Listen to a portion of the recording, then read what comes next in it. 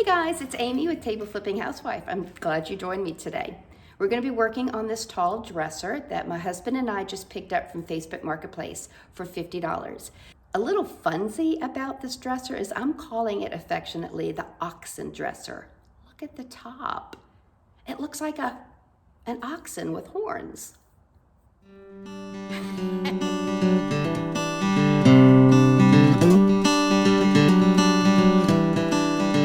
Now, just like usual, I'll be washing this with some warm water and Dawn dish detergent.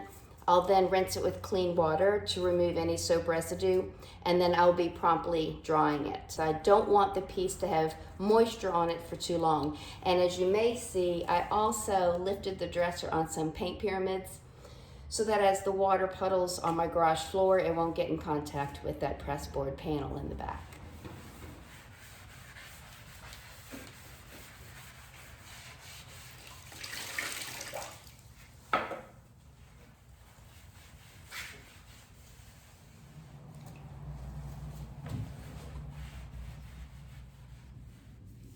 Now, as you can tell, I've already drawn with a Sharpie on it. I drew a straight line across the bottom based on this line here, and then measured here so that it's equal lengths on both sides. I'll be cutting up this line and then coming over to meet this edge here.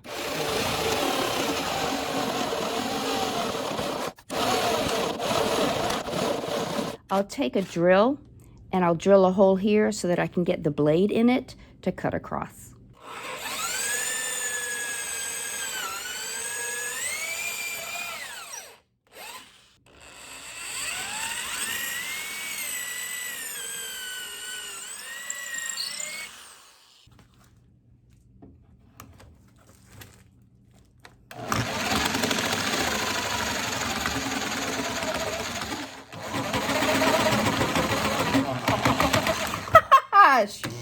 This is nuts. I don't think this jigsaw is powerful enough. I don't know, but I'm not doing this on camera. This looks ugly.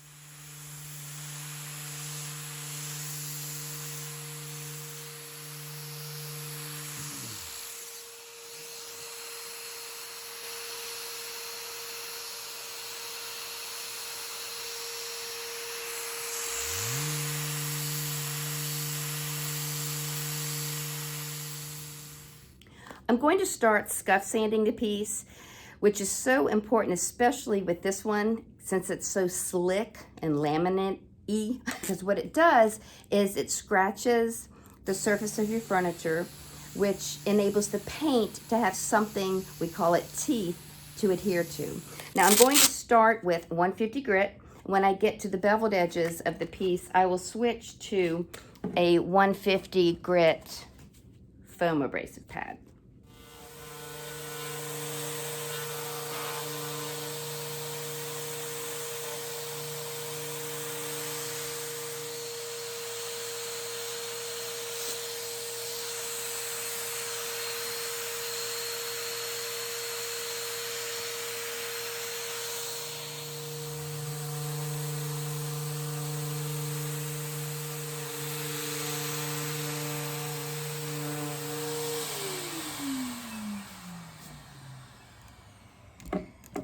Now here's something I want to show you.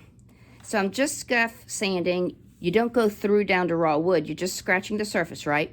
So I'm not even lingering very long in one place. But look, it went right through this wood finish down to a plastic laminate. So all of this, although it looks like pretty wood, it is not. So I tested a small area to make sure it did not require a primer. It didn't scratch when it dried, so no primer. So I'm pretty anxious but excited today because every time I get just something new I haven't tried before, I get nervous and anxious. Today, the new thing is a new paint sprayer. It's the Earlex 5500. Today is going to be my maiden voyage with it, so I'm very excited and very nervous. I'm going to go ahead and load the paint. I'm using a ReThunk junk, and the color is Denim Blue. I'm going to thin the paint to go through the paint sprayer, and I'll do all that off camera. I'll bring you outside when I start to spray.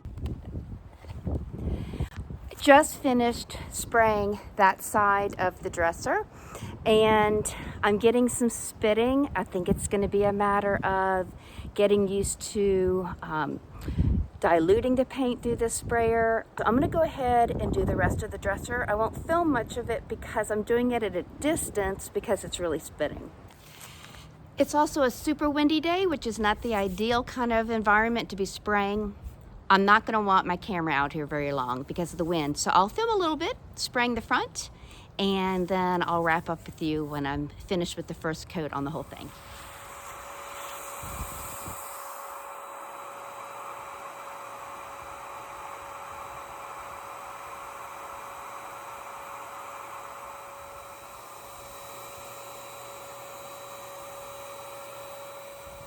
All right, this piece has one coat of paint on it, and the lighting's horrible right now, so you really can't tell, but the coverage is good.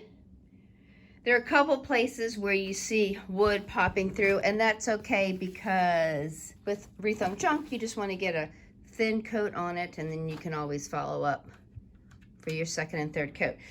Two things I've noticed that I need to address, though.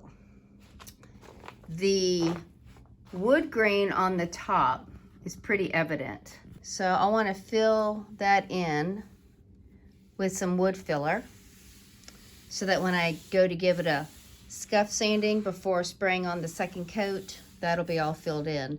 The other thing I noticed after the first coat of paint is you can see the outline of the old hardware. So I need to sand, maybe fill and sand that area as well, because the new handles are not going to cover this area. So I'm going to go ahead and do that.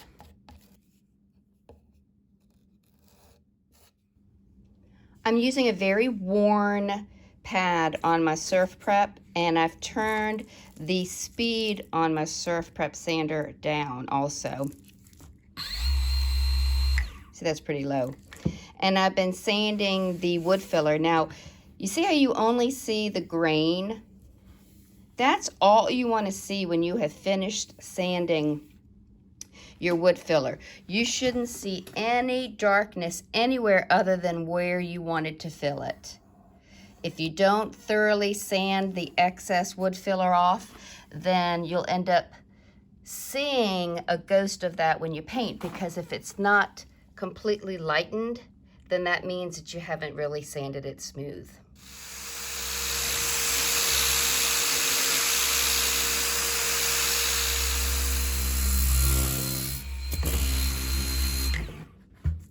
And now it's smooth. I'll go ahead and dust this off, and over the weekend, I will continue to spray.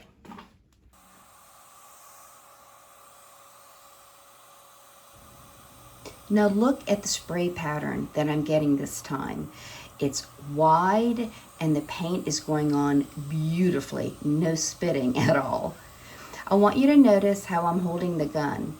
I'm not moving my wrist back and forth. My wrist is rigid so that my paint gun sprays directly at the piece. If you were to rock your wrist back and forth, you would end up with an uneven amount of paint on the surface of your furniture. So keep your wrist very strong and straight. Now, after I painted this side, I did go ahead and put a second coat on the top, the front, and the other side. I just did it off camera.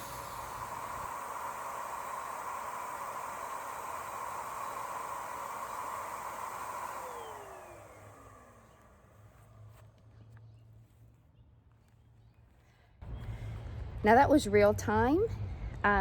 So that just goes to show you how fast these sprayers can make your work. Now, I'll definitely, when I bring it inside later tonight, I'll have to pull the drawers out and paint the tops and the sides by hand, since I sprayed the drawers while they were in the dresser. I'm very pleased. Completely different experience with the Earlex 5500 and the ReThunk junk paint. Not sure why, but I'm very happy. Very happy. I need to add a top coat to the dresser. Now, ReThunk junk paint advertises itself as not needing a top coat, but they do say that if it's going to be the top surface of something used a lot, that it would be best to go ahead and add a coat or two of a protectant. I'm using Behr's polyurethane in matte because that's what I have. I'm going to be applying it with a blue sponge, and you've seen me do this before. I have a little bit of poly in this little plastic container lid, and I'm going to dip my sponge in, wipe off the excess, and then I'm just going to go off, blend. Okay. And it's real hard not to keep working it, but you need to just leave it alone. And you want a wet edge, meaning what I'm going to be applying this next to needs to be a wet edge, not having dried yet, so that you get the best finish.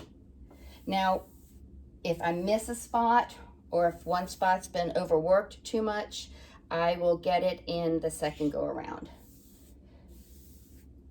I go off the sides first and then blend so that it doesn't, the poly or even paint, if I'm painting, doesn't build up right there on the edge. Now this is a matte finish and the paint actually has a little bit of a sheen to it, but I think this will be fine. I'll put on 2 coats of this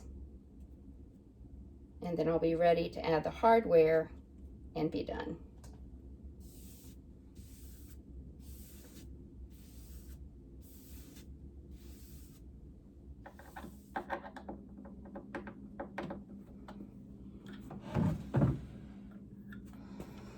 All right, I'm just finishing up by adding the hardware and then I'll be done. One thing I wanted to mention was originally when I had thought up the design for this dresser, I thought I would break up the hardware a little bit by using 2 of these beautiful knobs on the top 2 drawers since they have panels, and then using the bar handles for the bottom 3 drawers, but I remembered too late, and since it was already painted, I didn't want to go ahead and patch these holes and drill a new one and repaint all that, so I'm just gonna have to let it go, Amy. So if this is the kind of content you enjoy watching and you haven't done so already, please subscribe to my channel and give me a thumbs up. I'd really appreciate it. And if you have any constructive thoughts or comments, please leave me one below. I enjoy reading and answering every single one. So until next time.